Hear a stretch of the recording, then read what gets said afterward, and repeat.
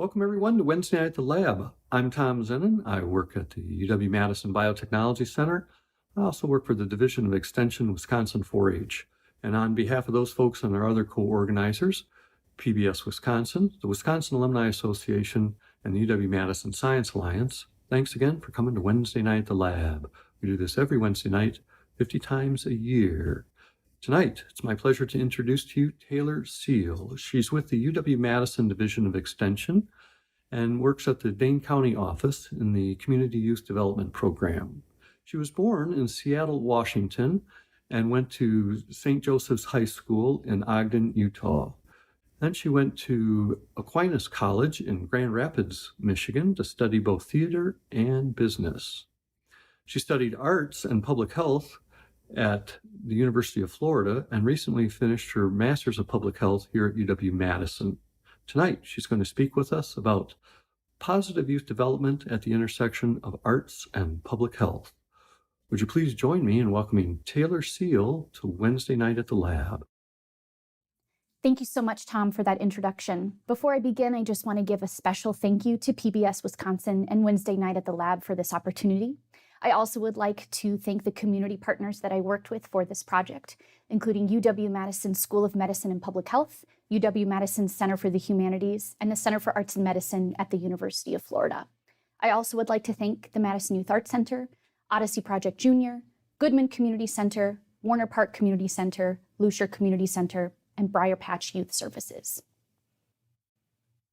For today, I'm going to give an overview of the Madison Youth Arts Center, which was the basis of my graduate public health thesis project. I'll then transition into how arts organizations can address adverse childhood experiences, as well as give some arts-based intervention examples. And then I'll transition into how the arts fit into existing public health frameworks, as well as some arts-based intervention examples. Then finally, I'll talk about my case study, my Master's of Public Health thesis with the Madison Youth Arts Center, and end with summary and recommendations. So the Madison Youth Arts Center is a multi-million-dollar development that just recently opened earlier this fall. And the reason for it being built was that arts organizations across Madison were having increasing difficulties finding space to hold their programming. So the Madison Youth Arts Center was built as a central hub for these arts organizations and artists to meet and gather, as well as provide more accessible and equitable opportunities for youth. However, before youth can experience the benefits of the arts, benefits such as peer support, belonging, increased confidence, and positive self-esteem, it's really important for the Madison Youth Arts Center to address socioeconomic needs and mitigate these access barriers, particularly for underrepresented populations. And once the Madison Youth Arts Center addresses these access barriers, then it can really become a much-needed resource and opportunity-rich place for youth to explore, grow, connect, and learn, and build resiliency through the arts. So when we think of building resiliency, we think of adverse childhood experiences. And adverse childhood experiences, also known as ACEs, are defined as exposure to violence, abuse, neglect, or trauma. Here, youth who experience ACEs are often in a state of toxic stress, which can alter brain and body developments in both short and long-term consequences. And some of these negative impacts can include learning capabilities, critical thinking skills, decision-making skills, as well as having an increased likelihood of risky behaviors, such as teenage pregnancy or substance abuse. And children who experience ACEs are much more likely to have chronic health conditions later in life as adults, such as heart disease, depression, and diabetes.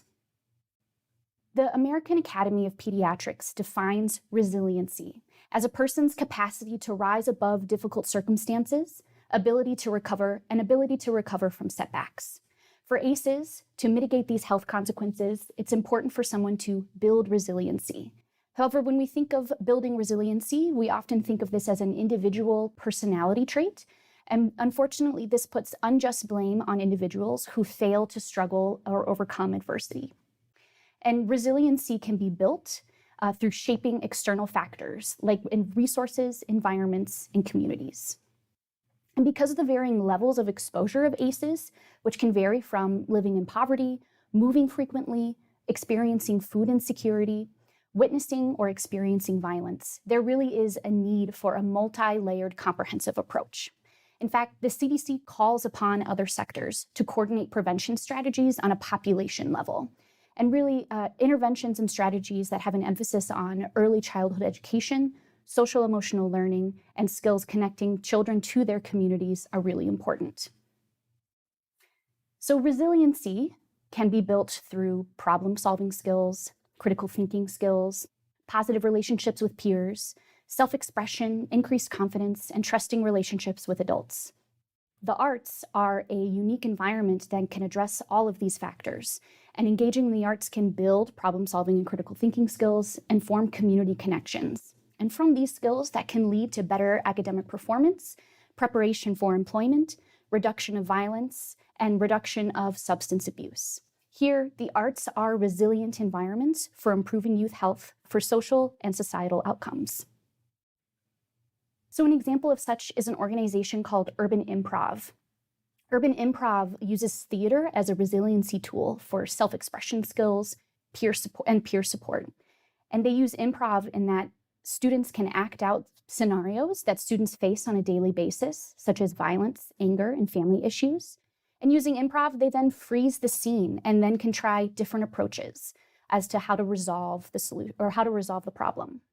And so here, both students and their peers can observe these scenes objectively, learn from their peers, and better understand the consequences of their actions. And as you can see from this quote here, results from these improv workshops affected the school environment positively, from fewer fights and angry outbursts, more cooperation and self-assertion with peers, and more attentiveness and engagement in the classroom. Another example is a program called Voices, and here this program was for young people who were formerly incarcerated. And especially for young people who were formerly incarcerated, stressors of poverty, violence, and discrimination negatively affect their health, and they are more likely to have poor academic outcomes and social developments. And so this Voices program, students learned about poetry, they learned about the structure of poetry and created their own poems. And then they also recorded their own poems to music. And this program really allowed them to interact and collaborate with their peers that fostered empathy, respect, and transformed this environment into one of belonging. And this quote here, using poetry, students were able to instill a sense of self-confidence and empowerment by learning to think outside of their current predicament and were inspired to make positive choices.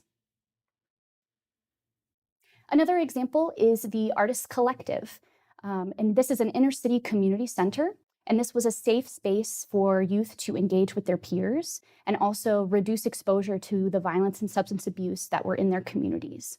And so the Artists Collective provided a variety of dance, music, summer camps, and employment programs. And so here, resilience was built through improved self-esteem and positive social skills. And as you can see the quote, the Artists Collective has become a protective factor for youth exposed to ACEs, using the arts as a means to foster resilience through positive social skills and self-esteem. And the final example I have for you is called the DREAM Project, and this is through the National Dance Institute.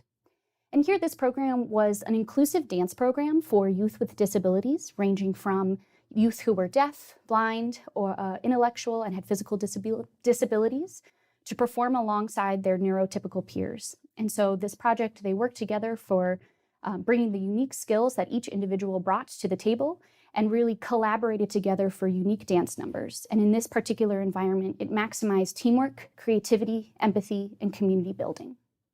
And so here, the DREAM Project highlights the unique abilities and skills that every youth brings to the dance studio, as well as builds positive peer relationships while simultaneously destigmatizing disabilities.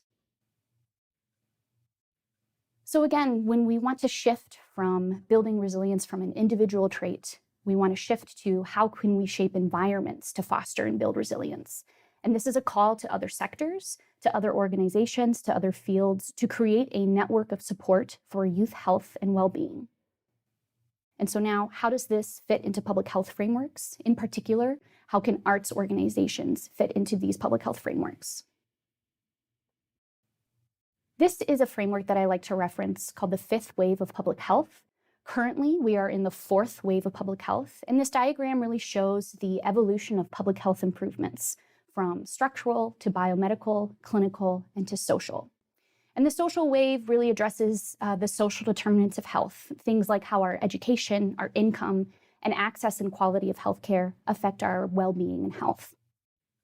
And here, we are in the fifth wave, or rather a call to be in the fifth wave, which is a shift from how individual health, individual behaviors, and individual circumstances, instead to a shift of community culture for health.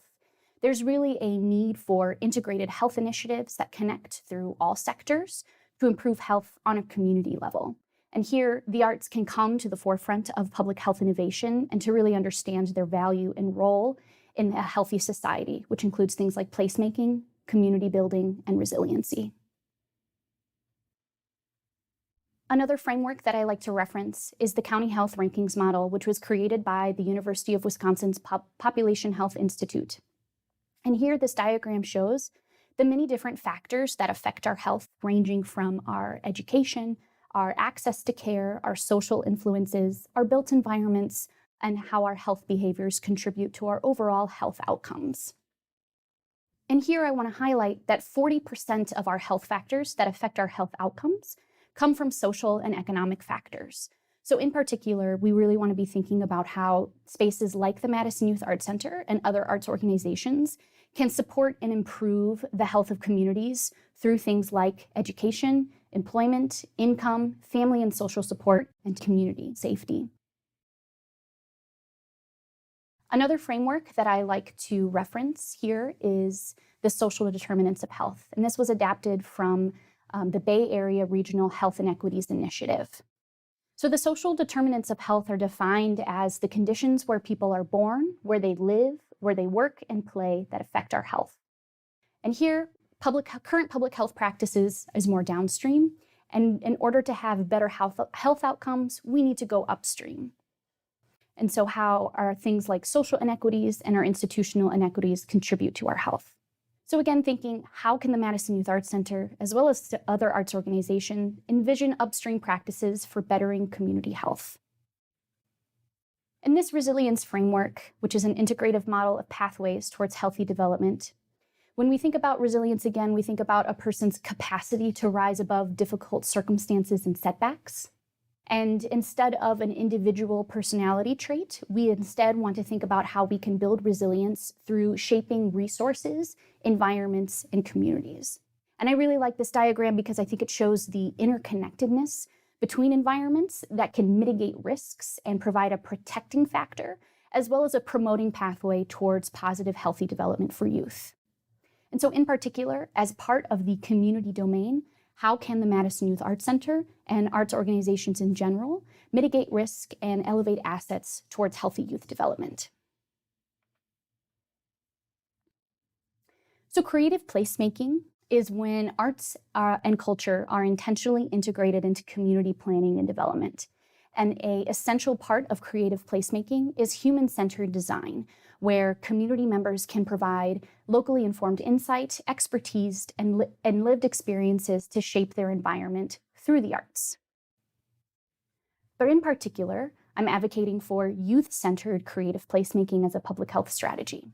In public health, we talk about the importance of engaging key stakeholders, and often youth are left out of these conversations. There's often a developmental mismatch when it comes to putting youth in decision-making roles. There is, on one hand, the desire for youth to be empowered, for them to be independent and engaged in leadership roles, while simultaneously they are undermined. Simultaneously they are undermined because of their age. And what we really want to think about when we think about youth-centered creative placemaking is how youth in change-making roles contributes to positive youth development.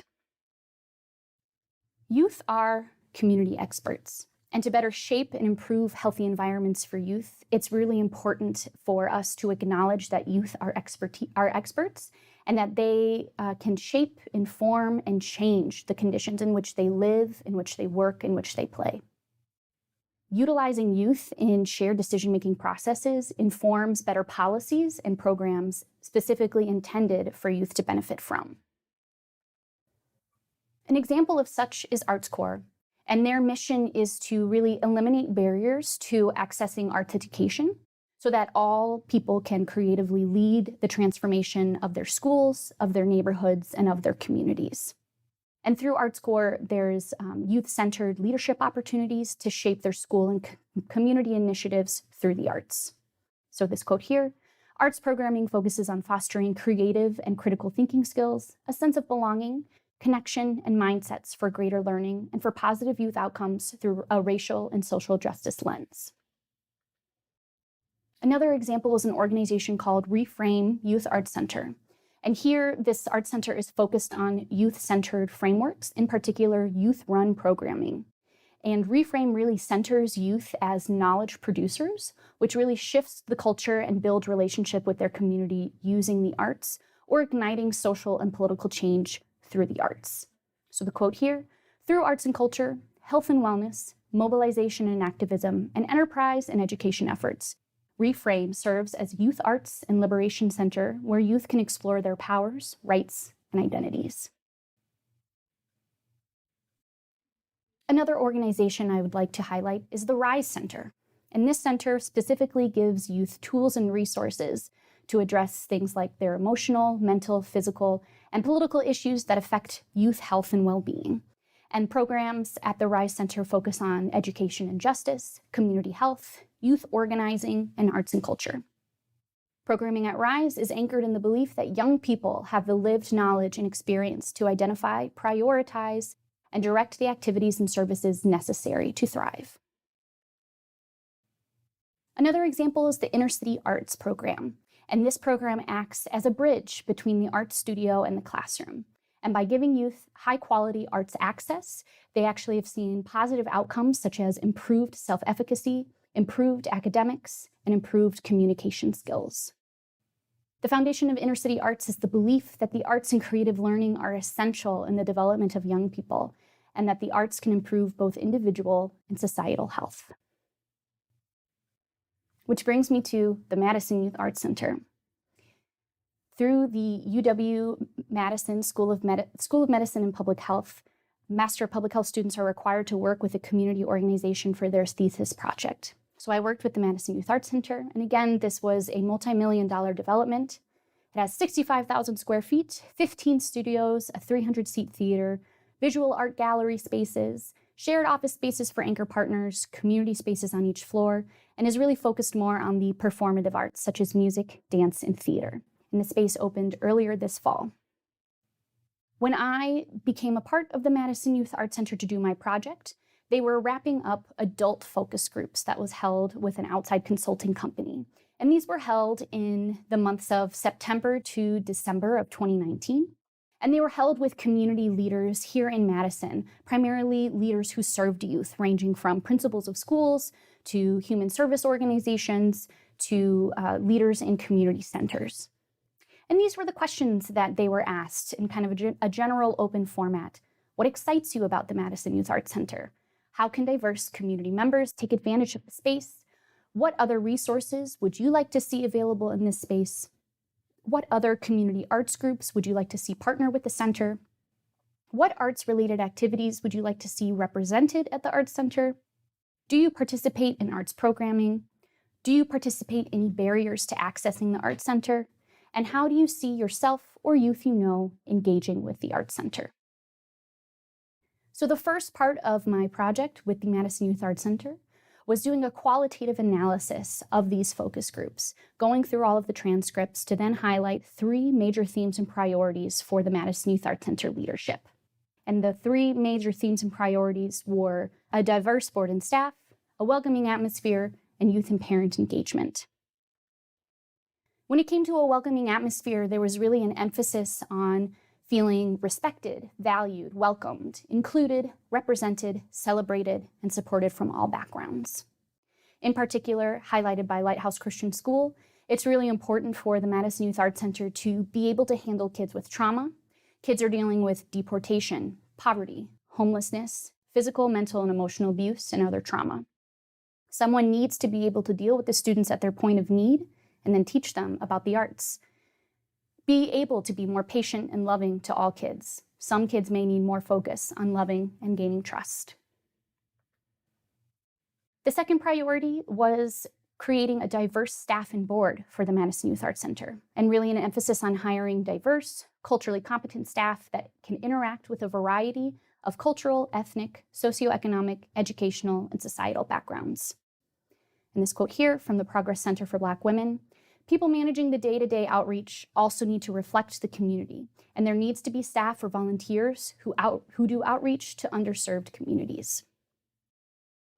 And finally, the last priority is youth and parent engagement. And this was really an emphasis on youth empowerment, youth resources, and giving parents opportunities to understand the benefits of participating in the arts.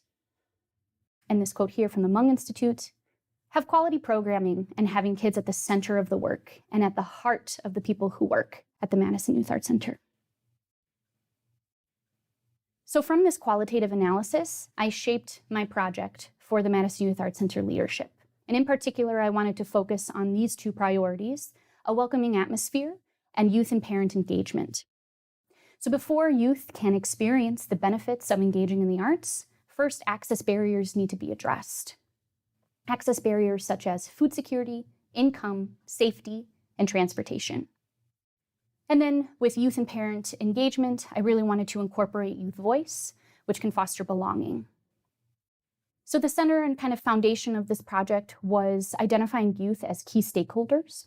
And identifying youth as key stakeholders is vital to the success and sustainability of the Madison Youth Arts Center. And overall, by merging public health and the arts along with meaningful youth input, then the Madison Youth Arts Center can become more than just a performance space, but also a place to build resiliency through artistic expression and necessary community support systems. So to address access barriers, I needed to conduct a needs assessment. And the overall theme from that needs assessment was that Dane County youth need safe, opportunity-rich environments that support equitable opportunities for health and well-being. So when we think of the great need for safe and opportunity-rich environments, we especially want to highlight and identify that this is especially needed for youth of color, for LGBTQ youth, and youth with disabilities. So again, we're talking about the great need to create environments, opportunities, and resources that can support positive youth development. And so here's a snapshot of some of the statistics that I highlighted for the Madison Youth Arts Center leadership. And really, when we dive into these, we want to be thinking about how the Madison Youth Arts Center and arts organizations can be such a resilient environment that can promote youth health on a community level. So when it comes to food security, 17.5% of youth here in Dane County are food insecure. 34% of students qualify for free or reduced school meals, and 12.2% of high school students say that their family skips meals. This is a map of food access here in Madison. And in particular, it highlights the areas where there are food deserts, which coincide with lower income neighborhoods. And as you can see on the south side, far west side, far north side, and far east side, we see that food insecurity is more prevalent. And when we think about Wisconsin as a state, this graph really shows how households of color in Wisconsin disproportionately suffer from food insecurity. And in terms of youth, food insecurity is connected to physical, cognitive, and psychological stressors. And youth who are food insecure are more likely to do poorly in school, have difficulty forming positive peer relationships, and have an increased risk of chronic illnesses as adults. Another access barrier is income. So 29% of Dane County's Latinx population lives in poverty. 34% of Dane County's Black population lives in poverty. And 11.3% of the lowest income high school students report that some or all of their employment money is used to help support their family. Youth who live in poverty often live in unsafe and stressful environments. They often have higher blood pressure and higher toxic stress levels, and this can lead, again, to poor school performance and poor peer interaction. So as the Arts Center thinks about things like accessibility, particularly how income is an access barrier, it's really important to know that the financial burdens often fall on youth themselves to help their family make ends meet. And in particular, 35.3% of Latinx students use their income to support their family, 31.6% of Black students use their income to support their family, compared to 11.3% of white students. Another access barrier is safety. So we have 22.7% of Dane County high school students reporting at least one ACE. And these can vary from having a parent who abuses alcohol or drugs, a parent who's in jail, parents who are violent, or a parent who struggles with mental health. There is an estimated 300 youth each night here in Dane County, and 1 out of 3 of those homeless youth will be approached for sex in exchange for food, shelter, or drugs, and 75% of those students will drop out of school. And here we have 100% of counties, not only of counties in Wisconsin, report human trafficking, and 12% of low-income students report sex trafficking involvement here in Dane County.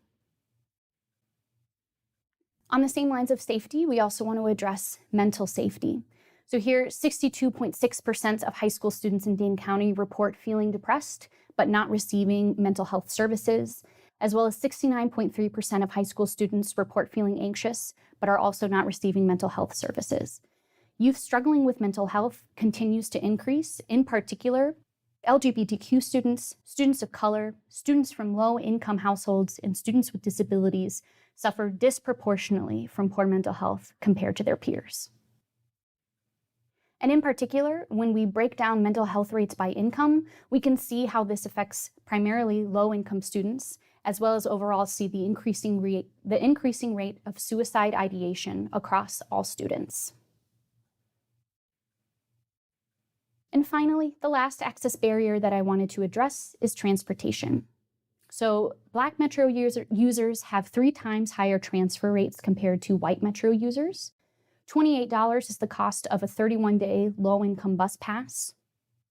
The Madison Metro has seen a 0.8% increase in terms of routes and services, but a 40% ridership increase over the past 10 years. Adequate, reliable, and low-cost transportation is a barrier here in Madison. In downtown service areas, you could catch a bus every 5 minutes, but some areas on the outskirts of town, you can catch a bus every 30 to even 60 minutes. And especially during peak hours, buses run at max capacity, so sometimes you aren't able to even board the bus, meaning you could be waiting an hour, attempt to board a bus, and can't come on because it's too full. And in particular, lower income neighborhoods are affected the most by this, particularly not only by limited service lines, but poor sidewalks or no sidewalks at all, which makes it really unsafe for children. So in this was the first part of my project, providing a needs assessment for the Madison Youth Arts Center Board of Leadership, really how to identify access barriers to address inclusion and equity that focus on access barriers like food security, income, safety, and transportation. And then the second part of my project was how to incorporate youth voice into decision-making. So I held youth focus groups in the community to do this. So these youth focus groups, there were 53 youth participants. Their ages ranged from 11 to 17. There were 5 community organizations, and all of the youth that I worked with were compensated. And again, I want to say a special thank you to these organizations who let me work with their youth: the Warner Park Recreation Center, Odyssey Junior, Goodman Community Center, Lusher Community Center, and Briar Patch Youth Services. And so these youth focus groups, we had a general discussion about the Arts Center, and then we also worked on asset mapping and addressing access barriers. And what was amazing is that youth really vocalized how they envisioned themselves and their peers moving throughout the Madison Youth Arts Center space. And as experts in their communities, youth identified the different resources needed and challenges surrounding things like program availability, the types of programs offered, safety, food resources, transportation, and opportunities for youth leadership and advocacy roles. So this is a map, so you can see where the focus groups were held. That's where the yellow dots are. And then to kind of show as well where youth went to school, and just to show as well that I wanted to make sure I had a range of reaching students on both north, south, east, and west sides of Madison. So the focus groups started off very similarly structured to the adult focus groups. I wanted to just kind of have an open-ended question for them to answer, such as, now that you've learned about the Arts Center, what questions or thoughts come to mind? What kind of arts programming would you like to see at the Arts Center? Do you currently participate in arts programming, such as in school or a hobby? And what excites you about the Arts Center? Students were given materials like this. we've shifted into the gamifying asset mapping activity. So they received a map of Madison, and the red star indicates where the Madison Youth Arts Center is located. And then on the second piece of paper, they were given photos, mock-ups of what the Madison Youth Arts Center intended to look like at the time it was still under construction. And so then we shifted into the gamifying asset mapping. And asset mapping is a public health methodology where participants can identify existing resources and opportunities for change in their community. And so to gamify it, we had a deck of cards with the options listed here: their neighborhood, their age, their race, their transportation situation, and a wild card. And so we would randomly draw cards from the deck, and working together, youth had to think critically about complex topics like social inequities and infrastructures, and they found this to be a really successful method to vocalize their experiences, ideas, needs, and solutions for getting to the Madison Youth Arts Center and the resources needed. So here is an example of one of the questions or one of the decks that was drawn for a youth on the west side who was 6 years old, who was Latinx, and there was no bus line through their neighborhood, and they were in transitional housing. And so really the questions that we would ask ourselves, or that youth would be reminded to ask themselves, is how can this imagined youth get to the Arts Center? What do they need when they get there? And what do they already have?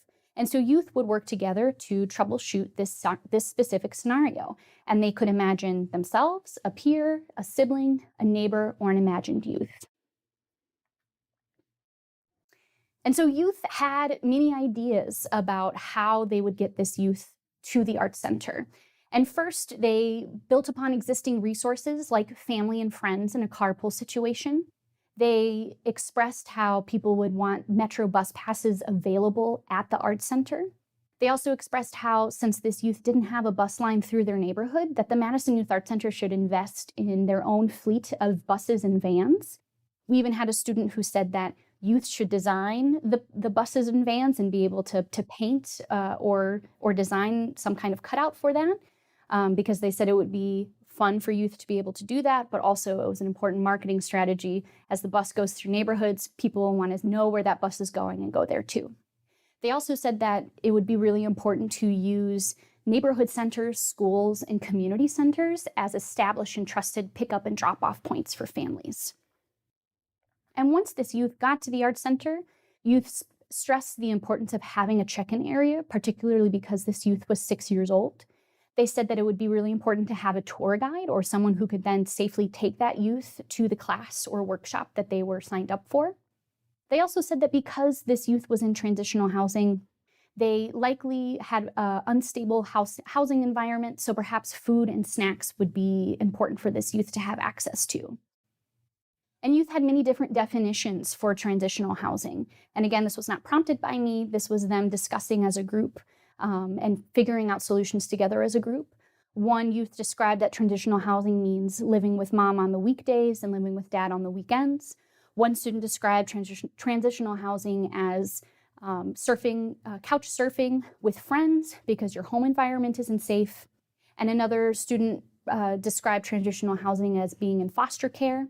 And another student described transitional housing as being in a homeless shelter. And all of these are correct. So it was great to see them troubleshoot that together and learn what this means. And because this student was in transitional housing, students really stressed the importance of perhaps since their home environment was unstable, they would have the opportunity to keep their materials at the Madison Youth Arts Center. They also said that it was really important for this student to have a lot of love, assurance, and caring upon entering the Arts Center, which really prompted the importance of being around safe people, and then also having accessible resources like a youth advocate or a counselor on staff at the Arts Center. So the youth focus groups, these were the major themes and priorities. They stem from safety and well-being to leadership and accessibilities. And youth focus groups really provided many parallels to the adult focus groups, but also many differences. And in particular, I want to focus on, when we have youth as change makers, how giving them the opportunity to shape their environment and putting them in decision-making roles provides better policies and programs intended to benefit them. So when it came to accessibility, it was really an emphasis on free of cost programming, sign up and walk in classes, places to socialize with friends, do homework, and have availability on school and weekends.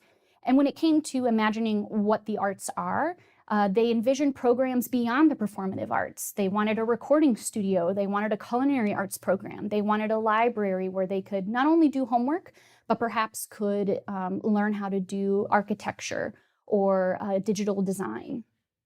And so again, wanting to be able to be in the space regardless if they had taken a class or not, having age-appropriate areas, as well as having art store and gallery, merchandise, free trial classes, and incentives to be volunteers or teaching assistants, as well as having a transportation shuttle was really important for their accessibility. And then when it came to youth leadership, they really wanted to highlight the youth art that would be created in the space. They wanted to have youth showcases, youth designed merchandise, youth input in decision-making processes with adults, opportunities to lead or learn how to lead workshops, assistantships, have internships, availability for college credit, mentorship opportunities, board of directors opportunities. And they also talked about how the many different youth staffing that could be had, such as having youth be tour guides or youth be front desk greeters. And when it came to safety and well-being, really youth identified both the physical and mental needs for safety. And they had many different solutions and conversations for youth who are in transitional housing, youth who have disabilities, and LGBTQ youth. And so they talked about the many different staffing opportunities that could help promote safety and well-being in the center, including having a counselor, an accessibility coordinator, translators, diverse staff, and overall being around safe people. So again, the summary of the youth focus groups for safety and well-being, a lot of it overlapped with those access barriers that were addressed in adult focus groups. And so these focused on having food and snacks available for youth, transportation availability, youth advocates, counselors on staff, as well as how this center can have positive identity for youth and positive support for youth. And then when it came to leadership, youth really were interested in positions where youth could be on the board of directors. There could be youth interns, youth teaching assistants, youth mentors, almost like a Big Brothers, Big Sisters type of program, and incorporating youth voice into decision-making processes. And when it came to accessibility, they really discussed and highlighted and identified the importance of the types of programs that were available, the cost of programs, the availability of programs, and how they wanted to utilize the space. So in summary of the youth focus groups, 100% of the youth focus groups that I worked with asked if food would be available for them to use. And this is important because providing healthy snacks and food for all youth reduces social stigma, increases food security, and supports healthy cognitive and physical development for youth. 100% of youth focus groups asked how much it would cost for them to participate, and they really identified the importance of why these programmings at the Art Center needed to be free of cost. It's really important because I think it reduces social stigma and increases equitable participation and opportunity. And you've had many ideas as to how to offset these costs, such as creating paid job or internship opportunities, having youth, if they're a teaching assistant, then they can have free courses. But again, when we think about paid jobs, internships, and teaching opportunities for youth, it really cultivates leadership, community, and life skills for the future. And 100% of the youth focus groups asked if transportation would be provided or would be available to them. And it's really important here, especially in Madison, to create more consistent, safe, and reliable modes of transportation for all ages. And so the solutions surrounding transportation included having bus passes at the Madison Youth Arts Center, partnering with school and community centers, and investing in vans and buses for their own fleet. And for safety and belonging, these key factors for youth resiliency and well-being is to establish trauma-informed environments, policies, and positions, in particular positions that can support youth mental and physical needs. And really, by centering youth voices, then the Madison Youth Arts Center becomes a safe and welcoming space for youth to be accepted for who they are. So, by centering youth voice, it really allows for more impactful and sustainable programming at the Madison Youth Arts Center. And here, this diagram shows the current Madison Youth Arts Center positions in gray. And then in yellow are the youth recommended positions that came out of the youth focus groups. And from underneath a public health coordinator, you have a transportation coordinator, an accessibility coordinator, a youth advocate coordinator, translators, and counselors. And these positions really work together to evaluate and maximize how youth thrive within the center, how this network of support can create safe, opportunity-rich environments and equitable opportunities for youth well-being and youth resiliency. And so arts engagement means that we can build resiliency in youth for better health, developmental, and societal outcomes. Youth-designed environments can lead to healthier youth outcomes. And so it's really important for public health to recognize the value and importance of the arts, and also for arts organizations like the Madison Youth Arts Center to understand their role in the public health system. And really, there is a shared responsibility across all sectors to contribute to resilient environments for positive youth development. Thank you so much for listening today. I hope you enjoyed learning about how the arts contribute to positive youth development, as well as joining me in building more resilient environments through the arts and public health. Thank you so much.